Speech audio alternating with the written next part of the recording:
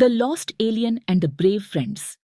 एक शाम जब सूरज ढल रहा था और सितारे टिमटिमाने लगे थे, दो सबसे अच्छे दोस्त रिया और बंटी बाहर खेल रहे थे। उन्हें जुगनू पकड़ने और हंसते हंसते भगते रहना बहुत पसंद था। जब आसमान धीरे धीरे अंधेरा होने लगता था, लेकिन आज रात कुछ अजीब होने वाला था। अचानक एक तेज रोशनी आसमान में दिखाई दी, जो धीरे धीरे और बड़ी और चमकदार होने लगी। ये न तो कोई सितारा था और न ही कोई हवाई जहाज, ये तो एक स्पेसशिप थी। जोर से थुड़ की आवाज के साथ स्पेसशिप रिया और बंटी के घर के पीछे जमीन पर उतर गई। दोनों हिल गए। उनकी आंखें हैरानी से बड़ी हो गई। उन्होंने ऐसा कुछ कभी नहीं देखा था। स्पेसशिप से एक छोटा हरा एलियन बाहर निकला, जिसके बड़े चमकदार आंख और छोटी छोटी एंटेनस थी जो सितारों की तरह टिमटिमा रहे थे। एलियन उदास और डरावा लग रहा था। मेरी मदद करो, एलियन चीख उठा। मैं खो गया हूँ और मुझे अपने घर वापस कैसे जाना है ये नहीं पता। रिया और बंटी ने पहले कुछ समझ नहीं पाया। एक एलियन उनके बैकयार्ड में, लेकिन रिया ने जल्दी से मुस्कुराया और कहा, चिंता मत करो, हम तुम्हारी मदद करेंगे। एलियन ने अपना नाम जोगो बताया। उसने समझाया कि वो अपने स्पेसशिप को वापस घर नहीं ले जा सकता, क्योंकि एक बहुत जरूरी पार्ट गायब था। बिना उसके वो जमीन पर फंस गया था। रिया और बंटी बहुत एक्साइटेड हो गए मदद करने के लिए और जोगो के साथ जंगल की तरफ निकाल पड़े ताकि उस मिसिंग पार्ट को ढूंढ सके। जंगल अंधेरा था और बिल्कुल शांत, सिर्फ पेड़ों के पटों के हिलने की आवाज सुनाई दे रही थी। बंटी ने अपने टॉर्च से रास्ता रोशन किया। जब वो और अंदर चले गए, रिया और बंटी को अजीब सी आवाजें सुनाई देने लगी, हूट, रस्टल और चिर्प जैसे कुछ। ये कैसी आवाज है? बंटी धीरे से घबरा कर बोला। चिंता मत करो, रिया हंसी, ये तो सिर्फ हवा है, हम बिल्कुल सुरक्षित हैं। जोगो आसपास देखते हुए हैरानी से बोला, मेरे ग्रह पर तो पेड़ गाने गाते हैं, लेकिन ये पेड़ कितने शांत हैं। अचानक बंटी के टॉर्च की रोशनी एक पुराने बड़े पेड़ के नीचे कुछ चमकता हुआ चीज पकड़ लेती है। कुछ चमकदार वहाँ पड़ा था। ये रहा, रिया चिल्लाई, जोगो के स्पेसशिप का मिसिंग पार्ट। बंटी ने उसे ध्यान से उठाया और जोगो को दिया, जो अब खुशी से भर गया था। धन्यवाद, जोगो खुशी से बोला, अब मैं अपने घर वापस जा सकता हूँ। लेकिन जोगो अभी खत्म नहीं था। वापस जाने से पहले उसने अपने नए दोस्तों का धन्यवाद एक खास तरीके से करना चाहा। उसने अपने चमकदार सूट का और उनके ऊपर का आसमान सितारों से भर गया, जैसे एक जादुई तस्वीर रात के आसमान में बांध गई हो। सितारे बहुत चमक रहे थे, जैसे कि सिर्फ रिया और बंटी के लिए एक खूबसूरत शो हो। ये मेरे ग्रह की तरफ से एक गिफ्ट है, जोगो धीरे से बोला। मैं तुम्हें कभी नहीं भूलूंगा। रिया और बंटी मुस्कुराते हुए हाथ हिलाते रहे। जोगो वापस अपने स्पेसशिप में चढ़ गया और एक वूश के साथ स्पेसशिप हवा में उड़ गई और आसमान में गुम हो गई, अपने घर सितारों के बीच। जब तक दोनों दोस्त स्पेसशिप को गुम होते हुए देखते रहे, उन्हें पता था कि उन्होंने अपनी जिंदगी का सबसे कमाल का एडवेंचर जी लिया है। और चाहे जोगो कितना भी दूर हो, वो अपने नए दोस्त को हमेशा याद रखेंगे, जो सितारों के बीच से उनके पास आया था।